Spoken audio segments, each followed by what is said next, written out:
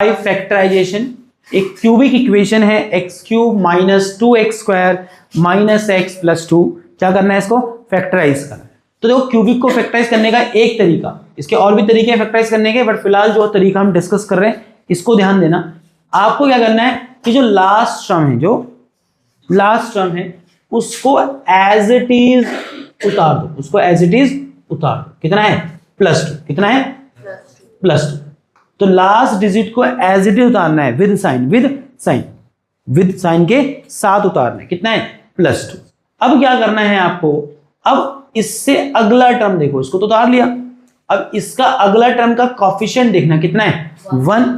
और 1 नहीं बोलेंगे, दैट इज -1, दैट इज क्या, -1। अब क्या करना है, ये जो 2 आपने यहां उतारा है, इस 2 की मदद से क्या बनाना है, -1 लाना है। क्या लाना है, -1 लाना। अब 2 तरीके हैं। अब ये 2 जो है इसको अगर मैं माइनस का ले लूं और इसमें क्या करूं, +1 खुद से करूं, तो मुझे लगता है माइनस प्लस माइनस और ये माइनस का 1 आ जाएगा। और एक तरीका मुझे लगता है, बच्चा कहता है भैया ये भी कर सकते थे कि आप क्या करते, आपको -1 चाहिए, आप 2 का इस्तेमाल करना है आपको, आप 2 प्लस का ले लेते और माइनस में 3 कर लेते, तो भी क्या पा लेते, -1। बट मैं आपको सलाह दूंगा आप हमेशा कौन सा कॉम्बिनेशन चूज करो जिसमें नंबर छोटे आ रहे हैं, साफ साफ दिख रहा है कि वो कॉम्बिनेशन कौन सा है, ये ऊपर वाला है। कौन सा वाला है, ऊपर वाला कॉम्बिनेशन लेना है। चलो, और जहां तक प्रश्न है कि आपको -1x चाहिए, तो मेरे भाई अगर यहां x चाहिए तो ये टर्म भी x में लेंगे और ये टर्म भी x में लेंगे।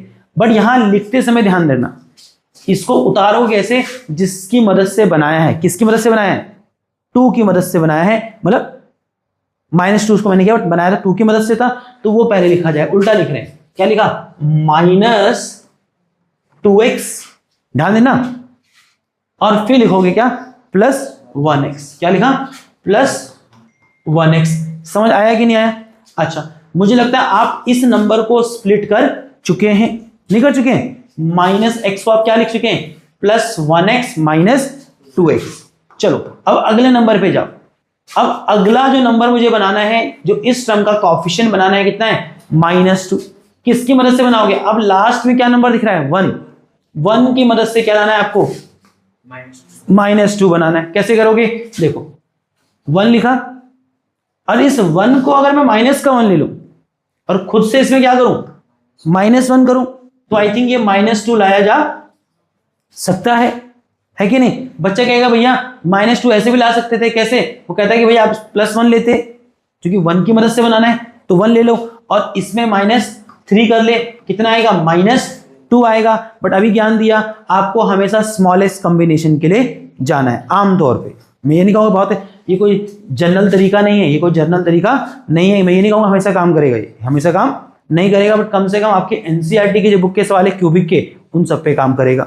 बाकी इसका एक और तरीका है, मैं वो भी डिस्कस करूंगा, बट फिलहाल हम इससे स्टार्ट कर रहे हैं, कहीं से तो स्टार्ट करना है। चलिए, अब समझ आया। तो आई थिंक इस वाले कॉम्बिनेशन को तो आप नहीं ले रहे, और जहां तक प्रश्न है आपको -2x² बनाना है, तो क्या करोगे, यहां आप x² लगाओगे तो यहां भी x² होगा और यहां पर भी x² होगा। ठीक है, अब यहां तो ये भी -1x² है, यहां भी -1x² है, अलग अलग नंबर भी हो सकते थे। आपको पता है जिससे बनाया उसको लिखना है। ये पैर कौन खींच रहा है, पैर मत घुसो दोस्त, है ना। तो क्या किया, -1x² और फिर -1x²। समझ आया नहीं है। चलिए अब क्या करेंगे बेटा, तो मुझे लगता है आपने ये वाली टर्म भी स्प्लिट कर दी, किसमें, -1x² -1x²। चलो अब ये 2 काम कर चुके हैं। अब क्या करना है, जो फर्स्ट टर्म है उसको सीधा सीधा उतारो, उसको सीधा सीधा नीचे उतार दो। कितना आ जाएगा, x³ नीचे आ जाएगा, और ये equal to as it is रहेगा। समझ आ रहा नहीं आ रहा। अब क्या करना, देखो अब क्या करेंगे, इतना समझ आ गया क्या करना है, इतना जो कराया आई थिंक समझ आया। अब क्या कीजिए, पहली 2 टर्मों में कॉमन लो, x³ -1x² में क्या कॉमन निकल रहा है, आई थिंक x का स्क्वायर। समझे। अब मैंने आपको बताया जो आप कॉमन लेंगे उससे आप क्या करेंगे, डिवाइड भी करेंगे। अगर मैंने x³ से x² कॉमन लिया, अब मैंने बताया कॉमन एक्चुअल में क्या लेते हैं, इन दोनों का HCF, वो सबसे बड़ा फैक्टर जो दोनों को डिवाइड करे। तो कॉमन जब लिया जाता था क्या किया जाता है, जिन दो टर्म में से कॉमन ले रहे हो उनका एचसीएफ कॉमन लेना होता है, और जो एचसीएफ तुम कॉमन कह रहे हो एक्चुअल बाहर मल्टीप्लाई किया जाता है और वही अंदर डिवाइड किया जाता है। तो एक्स क्यूब में से एक्स स्क्वायर कॉमन लिया तो अंदर एक्स क्यूब को एक्स स्क्वायर से डिवाइड किया, कितना आया एक्स, और प्लस प्लस प्लस का एक्स आएगा, minus 1 x square divided by x square, I think 1, और साइन क्या आएगा माइनस प्लस माइनस का, ब्रैकेट क्लोज। अब पहले दो में कॉमन लिया, अब अगली दो टर्म में कॉमन लो, इन दो में क्या कॉमन निकल रहा है, आई थिंक दो में कॉमन निकल रहा है एक्स, एक्स स्क्वायर भी एक्स से डिवाइड हो जाएगा और एक्स भी एक्स से डिवाइड होगा, तो दोनों में कॉमन निकाला एक्स। अब एक्स जब तुम कॉमन निकाल रहे हो तो बात है साइन कौन सा लेना है कॉमन, प्लस का एक्स की माइनस का एक्स। आप पहला ब्रैकेट देखिए, पहले ब्रैकेट का पहला टर्म पॉजिटिव है, दूसरा टर्म नेगेटिव है। हम आगे भी ऐसे ही चाहेंगे कि ब्रैकेट में जो पहला टर्म आए वो पॉजिटिव आए और ब्रैकेट में दूसरा टर्म नेगेटिव आए, बट मैं क्या देख रहा हूं कि पहला टर्म नेगेटिव है और पहला दूसरा पॉजिटिव है। मेरे अनुसार नहीं है, अपोजिट है, मींस मुझे साइन चेंज कराने हैं, और अगर मुझे साइन चेंज कराना है तो मैं यहां क्या लूंगा, माइनस का कॉमन लूंगा। अब उससे फायदा क्या होगा, जब मैं माइनस एक्स स्क्वायर को माइनस एक्स से डिवाइड करूंगा, देखो पहले डिवाइड करो, एक्स स्क्वायर को डिवाइड किया एक्स से कितना आया एक्स, माइनस माइनस प्लस का एक्स हो गया, एक्स को डिवाइड किया किससे एक्स, कितना आया 1, प्लस माइनस माइनस। वो ऐसा है ना कि एक्स को डिवाइड किया किससे, माइनस एक्स से, तो x divided by x is 1 और प्लस माइनस माइनस 1। समझ आया, ये काम हम अपने मन में कर ले रहे हैं, जिसको दिक्कत है थोड़ा रफ में जाके कर सकता है। अच्छा अब क्या कीजिए, अगली जो लास्ट दो टर्म है इनमें कॉमन लीजिए। इन दो में क्या कॉमन है भाई, मुझे लगता है इन दो में कॉमन है 2, बट प्रश्न है 2 तो कॉमन है, अब 2 जो कॉमन है वो प्लस का कॉमन लेना है कि माइनस का कॉमन लेना है, आई थिंक देखो माइनस का, क्योंकि आपको दिख गया कि साइन चेंज आपको कराना है। तो -2 कॉमन लिया, -2 कॉमन लिया मतलब अंदर -2 से डिवाइड भी करना है ना, तो -2x में से -2 कॉमन लिया तो -2x को डिवाइड किया -2 से, 2 डिवाइडेड बाय 2 इज 1 और x बचा माइनस माइनस प्लस का x, है कि नहीं बोलो, और +2 में से -2 कॉमन लिया तो 2 डिवाइडेड बाय 2 इज 1 और प्लस माइनस माइनस हो, इतना आई थिंक सबको समझ आया होगा। अब यहां देखो, यहां 3 टर्म आ गई, यहां क्या आ गई 3 टर्म आ गई, यहां क्या आ गई 3 टर्म आ गई, ठीक है। चलिए अब यहां 3 टर्म जो आई है बेटा, यहां देखिएगा, ये पहली टर्म है, ये दूसरी टर्म है और ये तीसरी टर्म है। अब इन तीनों में कुछ कॉमन दिख रहा है आपको, ये पूरा टर्म में भी मल्टीप्लाई में x-1 है, इस टर्म में भी x में मल्टीप्लाई x-1 है, और इस टर्म में भी -2 में क्या मल्टीप्लाई है x-1, मतलब ये तीनों टर्म क्या हो जाएंगे x-1 से डिवाइड की जा सकती। कॉमन का मतलब ये नहीं कि उठा के बाहर ले गए, ये गलत इंटरप्रिटेशन मत करो, एक ढंग के सवाल में गलती करोगे, जो मैथ है उसको समझो कि नहीं। अब तीनों में क्या कॉमन निकल रहा है x-1, x-1 कॉमन का मतलब है कि तीनों टर्म्स x-1 से डिवाइड हो जाएंगी, तो मैंने क्या लिया x-1 कॉमन लिया। अब x-1 कॉमन लिया तो मुझे बताओ इस पूरे को, that is x square into x-1 को जो मल्टीप्लाई किया किससे x-1 से, तो क्या बचा x स्क्वायर बचा, क्या बचा x स्क्वायर। इस पूरे को डिवाइड किया किससे x-1 से, क्या बचा -x। इस पूरे को डिवाइड किया x-1 से, क्या बचा -2। तो ये जो क्यूबिक इक्वेशन मेरे पास थी, इसके 2 फैक्टर तो आ गए। एक फैक्टर है x-1 जो लीनियर है नेचर में, देखो उसकी डिग्री 1 है, और दूसरा जो फैक्टर आया है वो अभी फिर से क्या है क्वाड्रेटिक है, और मुझे अभी इसको और तोड़ना पड़ेगा, और क्वाड्रेटिक का फैक्टराइज करना मैंने आपको सिखाया। अब इसको फिर से क्या कीजिए, फैक्टराइज कीजिए, x-1 एज इट इज रहेगा, हाँ या ना। अब क्वाड्रेटिक को कैसे फैक्टराइज करोगे, मैंने सिखाया आपको। क्वाड्रेटिक को फैक्टराइज करने का तरीका क्या बेटा, जो पहली टर्म है x स्क्वायर वाली, उसका जो कोएफिशिएंट है उसको मल्टीप्लाई करते हैं लास्ट में कांस्टेंट टर्म से, लास्ट वाली कांस्टेंट टर्म से। तो क्या किया, ये 1 मल्टीप्लाई हुआ -2 से, तो 1 मल्टीप्लाई बाय -2 इज -2। अब इसको प्राइम फैक्टराइज करेंगे, हाँ जब प्राइम फैक्टराइज करते तो साइन नहीं लेते, तो 2 से डिवाइड किया, 2 से डिवाइड किया, 2 जाएगा 2 से 1 पे, है कि नहीं। अब बच्चा बोलता है, कल वाली समस्या आ गई, बच्चा गया एक ही नंबर आया, पेयर कैसे बनाऊं, तो मेरे भाई ले 1 से डिवाइड कर ले। अब 2 और 1 तेरे पे 2 नंबर हैं, क्या इनसे -1 ला सकता है, हाँ ला सकता हूं। क्या लिखूंगा -2 + 1, है ना, -2 + 1 करने पे कितना आ जाएगा -1, और -2 इंटू में +1 करेगा तो मेरे भाई देख 2 भी आ जाता है, वो नंबर जो शुरुआत में आपको मल्टीप्लाई करने पे मिला था। आपको पता है आपको 2 कंडीशन चेक करनी होती है। चलिए अब क्या करेंगे, जहां तक प्रश्न है मुझे -x चाहिए, -1x, तो यहां भी x होगा और यहां पर भी x हो जाएगा। इसे क्या लिखोगे, x², इसको क्या लिखोगे -2x + 1x, जिसको हम x ले सकते हैं -2। बोलो हाँ या ना। आई थिंक ये समझ आया होगा। बोला करो बच्चा हाँ ना, तो बोला करो आया है, ठीक है, अच्छी बात है। अब क्या करेंगे, अब क्या करना, एक फैक्टर तो आ चुका है, अब ये दूसरा जो फैक्टर क्वाड्रेटिक आया था, अब हम इसको फर्दर फैक्टराइज कर रहे हैं। पूरा प्रोसेस वही है, पहले जो टर्म में कॉमन निकालो, क्या कॉमन निकलेगा, x। अब थोड़ा फास्ट जा सकता हूं क्या, है ना, तो क्वाड्रेटिक आ गया, दोनों में कॉमन आया क्या, x। अब x कॉमन आया तो इसको डिवाइड करो किससे, x से। x² divided by x is x, -2x divided by x is -2। शाबाश, इन दो में क्या कॉमन है, +1। अब तो फास्ट बनो, है ना। अब x को डिवाइड किया +1 से, x आया, -2 को डिवाइड किया +1 से, -2 आया। शाबाश, चलो इधर क्या होगा, x -1, यहां इन दो में क्या कॉमन बेटा, x -2, और बाकी बच गया इधर क्या, x +1 बेटा, x +1। और ये आई थिंक बात आपको मैंने शुरुआत में बताई थी, एक पॉलिनोमियल की जितनी डिग्री होंगे उसके मैक्सिमम फैक्टर कितने हो सकते हैं। मैं कह रहा हूं मैक्सिमम फैक्टर उतने ही हो सकते हैं जितनी डिग्री है। मैं मैक्सिमम क्यों कह रहा हूं, जरूरी नहीं 3 हो, अगर तीनों के तीनों x -1, ये भी x -1, ये भी x -1, तो वो तो एक ही फैक्टर कहलाता ना। मैक्सिमम 3 हो सकते हैं, जैसे इस केस में तीनों अलग हैं तो हाँ इसके मैक्सिमम 3 ही है, हाँ 3 से ज्यादा नहीं हो सकते, ठीक है। आई थिंक ये डिस्कशन भी किया था। अच्छा, एक इंटरेस्टिंग चीज है, क्योंकि मैंने आपको क्वाड्रेटिक का जीरो निकालना भी सिखाया था, है ना। अब यही प्रश्न सपोज करो मैं क्यूबिक के जीरो पूछ लूं, नहीं पूछा सकता। क्यूबिक का जीरो का मतलब क्या हुआ, वो x की वैल्यू जो इसको जीरो करे, तो सिंपल सा है, देखो मैक्सिमम काम वही करना है। थोड़ा सा क्या बदलाव होगा कि आपको इसका जीरो निकालना है तो आप इसको किसके इक्वल ले लेते शुरुआत में, जीरो के। फैक्टराइज तो आपको तब भी करना पड़ता, बस सिर्फ क्या है, इक्वल टू में क्या चलता रहता, जीरो चलता रहता। अब 3 फैक्टर आ जाते, यहां तो वैसे ही पहुंच गए, जीरो नहीं निकालना था, फैक्टराइज करने के लिए तो उतना करना ही था। हाँ ध्यान रखना, जीरो निकालने के लिए क्या करते हैं हम लोग, इधर अगर जीरो इक्वल टू लगाया तो भाई ये जीरो इक्वल टू नहीं आएगा यहाँ पर ना, पता ना, फिर इक्वल टू कहाँ आ गया, बीच में आ गया, कैलकुलेशन उसके लेफ्ट और राइट पे चल रही है। अब क्या करोगे, कैसे निकालेंगे कनिष्का, जीरो, पहला जो फैक्टर है x -1 इसको जीरो लेंगे, वहां से एक x आ जाएगा, उसका पहला जीरो होगा। x -2 को जीरो लेंगे, दूसरा जीरो आ जाएगा, और इसी प्रकार से x +1 को भी क्या करेंगे, जीरो लेंगे, वहां से तीसरा जीरो आएगा। तो करो करते हैं, x -1 को जीरो लिया, कितना है यहाँ से x 1, तो एक जीरो क्या है इसका 1। विश्वास नहीं आता वहां रख के देखेंगे, अभी हम देखेंगे इसको वहां रखेंगे तो जीरो हो जाएगा उसके।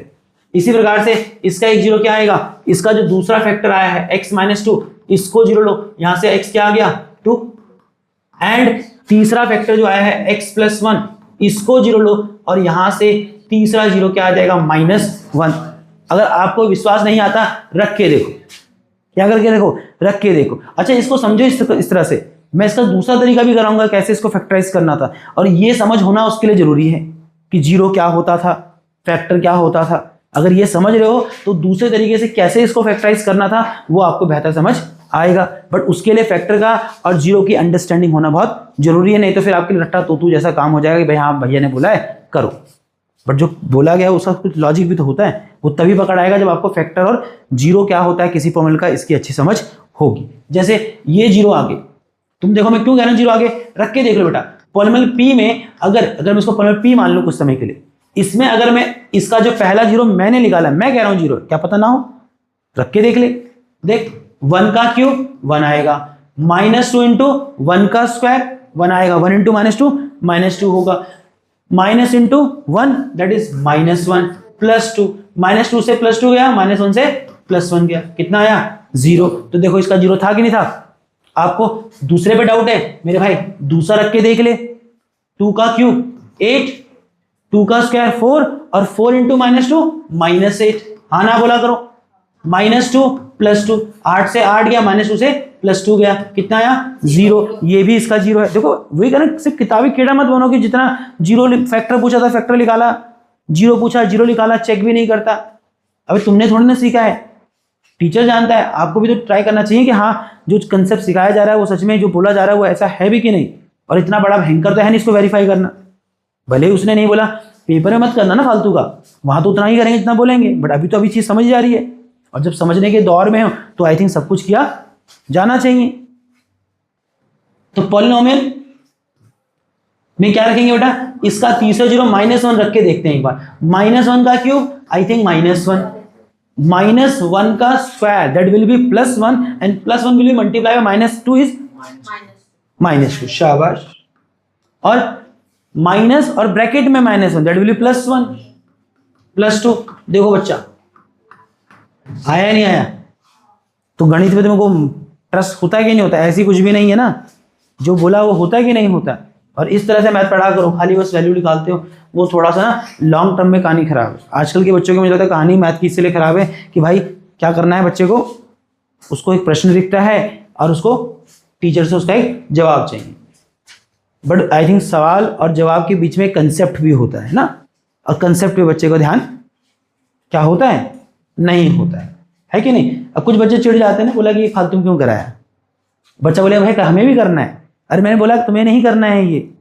बट आई थिंक आप पेपर में थोड़ी ना बैठे हैं, आप घर पे भी समझ रहे हैं ना। आप 9th में नए नए लाए, आपको ये कंसेप्ट कितना ही आता है, तो आई थिंक आपको थोड़ा गहराई में जाके चेक करना चाहिए, पेपर में मत कीजिएगा। बट आपको एक बेहतर अंडरस्टैंडिंग टॉपिक की होगी। अब थोड़ा बहुत जो बच्चा इस तरह से पढ़ता है तो थोड़ा बहुत भी सॉल्व आउट पूछा जाता है ना, वो कर लेता है। मुझे याद आता है कि एक साल मेरे पास 9th के बच्चे थे, ठीक है, और हमने भी क्या कहते हैं एनसीईआरटी कराई। अब एनसीईआरटी में क्या कह रहा है, सिर्फ क्वाड्रेटिक का फैक्टराइज निकालने के लिए कह रहा है, तो मैंने भी उतना ही कराया, क्योंकि मेरे हिसाब से भी क्या चल रहा है कि जीरो तो क्वाड्रेटिक का कहाँ पूछ रहा है, 10th में पूछ रहा है एनसीईआरटी में। बट जीरो 9th में सिखाया कि नहीं सिखाया, बट लीनियर का सिखाया। अब हुआ क्या कि वहां पेपर में एक सवाल आया, बोला कि क्वाड्रेटिक इक्वेशन थी, बोला जीरो निकालो। अब बच्चा सोचे कि जीरो कैसे निकाले। अरे भाई कैसे जीरो निकाले, तुझे लीनियर का जीरो निकालना सिखाया था नहीं सिखाया था? करना क्या था, उसको क्वाड्रेटिक को जीरो लेना था, उसको फैक्टराइज करना था, है कि नहीं। उसके दो फैक्टर आते हैं, फैक्टराइज करके पहले फैक्टर को जीरो लेता, वहां से पहला जीरो आता, दूसरे फैक्टर को जीरो लेता, वहां से दूसरा जीरो आता। समझ आ रहा है कि नहीं आ रहा? यहां भी तो यही किया, क्यूबिक का मैंने फैक्टराइजेशन ही सिखाया, बट लगे हाथ मैंने आपको क्यूबिक का जीरो निकालना भी सिखा दिया। कितना मुश्किल है भाई, मेन तो क्यूबिक का फैक्टराइजेशन करना आना चाहिए। जीरो कंसेप्ट तो वही है कि आपको वो एक्स खोजना जिसके लिए जीरो हो जाए। वो कब आएगा जीरो, जब आप इसको जीरो लेंगे। बाकी तो मैंने फैक्टराइज किया, साथ में इक्वल टू में क्या चल रहा है, जीरो चल रहा है। अब ये अपने तीनों फैक्टर में टूट गया। अब जीरो कैसे निकालेंगे, इसके एक एक करके तीनों फैक्टर को क्या लिया, जीरो लिया, वहां से इसके 3 जीरो आ गए। और देखो मैंने तो रख के दिखाया जीरो है कि नहीं। आई थिंक मैंने आपको फर्स्ट डे पे जीरो का डेफिनेशन क्या दिया था, यही तो दिया था कि जीरो होते क्या है, किसी भी पॉलिनोमियल में आने वाला वेरिएबल का वह वैल्यू जिसको वहां पर रखने पे पॉलिनोमियल क्या हो जाए, जीरो हो जाए, that is the zero of the polynomial. अब तुम बताओ, हमने पहले दिन भी वही गाना गाया था, आज भी हम वही गाना गा रहे हैं। गाना बोले तो जीरो का गाना, तो गाना गाना जरूरी है, मैथ का गाना गाना क्या है, जरूरी है। खाली सवाल है आंसर दो ऐसे नहीं चलता है। सही बता रहा हूँ, आप लोग अभी नए नए आए, तुम लोगों को मैं फिर कह देता हूँ, तुम खाली सवाल और सवाल के जवाब खोज रहे हो तो तुम स्ट्रगल करने वाले हो। तुम बैठ के किताब लेके बैठोगे, वही बच्चों को खांसी हो गई है ना। अल्टीमेटली किताबें पढ़नी पड़ती है। 4 सवाल मैंने बोर्ड पे पढ़ाया, तूने उतना ही बनाया, उससे तेरा कुछ होना नहीं है, सीधी सी बात है ना। टीचर कितना भी वो क्लेम करेगा कि मैं ये पढ़ाता वो पढ़ाता, अल्टीमेटली आप जान रहे हो भाई वो कितने क्वेश्चन कराएगा। किताब में 50 सवाल होंगे, 50 सवाल बोर्ड पे होंगे एक चैप्टर के, नहीं होंगे ना। हमने एक सवाल कराया, कंसेप्ट सिखाया, आगे बढ़ गए। बच्चा कोई डाउट पूछेगा, डाउट बताएंगे। कुछ सवाल मुझे इंपॉर्टेंट लगेंगे, वो मैं करा दूंगा, है कि नहीं। जो मुझे लगता है पहले आए वो मैं इंपॉर्टेंट करा दूंगा क्लास में। बट अल्टीमेटली ये सब कराने के बाद भी तुम जानते हो बुक में दुनिया भर के सवाल रहेंगे जो आपकी प्रैक्टिस के लिए है। तो फिर मैं कह रहा हूँ कि भाई ये आदत अगर 9th में नहीं पालोगे तो स्ट्रगल करोगे मैथ में, है ना। अच्छा मैं बोलूँ बच्चों को चाहिए ना, अच्छा बोलो, अच्छा बोलो मतलब ऐसा क्यों बोलना कि डर जाए, फैक्ट्स बोलेंगे ना। अब फैक्ट्स आपको डराते हैं तो उसका क्या करें, नहीं। अब तुमको अच्छा लगे सुनने में, इसके लिए मैं झूठ तो नहीं बोलूंगा, मैं तो फैक्ट्स बोलूंगा। भाई क्या पढ़ाई कैसे होती है, पढ़ाई तो ऐसे ही होती है कि आपको एक ही चीज सोचनी पड़ेगी। तुम सभी सवालों के जवाब ढूंढोगे तो दिक्कत में ही रहोगे। उतारो, अब मैं अगला तुमको करने के लिए दूंगा। मुझे एक बुक दिखाओ बेटा, मैं लगे हाथ इसके बगल में एक क्वेश्चन लिख दूं कि बच्चे लोग ट्राई कर पाए। खांसी बहुत लोगों को होगी, क्या बात है, आज बारिश हुई तो इतनी बारिश थोड़ी ना हुई। मतलब मैं खाली ऐसे मजे के लिए नहीं पूछ रहा, मैं जेन्युइनली पूछ रहा, खांसी हो गई? हाँ बेटा, इस वजह से हो रहा है। शाबाश, हाँ यही कारण होगा। इसको छोटा तो कर सकते हैं बच्चा लोग, है ना? दिखता होगा छोटा करने के बाद भी, दिखता ही नहीं दिखता है। चलो इसके बगल में मैं एक क्वेश्चन लिखूंगा, इसका सेकंड पार्ट। मैं उम्मीद करूंगा कि आप लोग ट्राई करेंगे। आप लोग नहीं कर पाएंगे तो ऑब्वियस सी बात है, मेरे से पूछोगे, मैं कराऊंगा। बट मुझे लगता है एक आपका ट्राई बनता है, एक ट्राई आपकी बनती है। चलो करो, लो दोस्त, टीना आपकी किताब बेटा।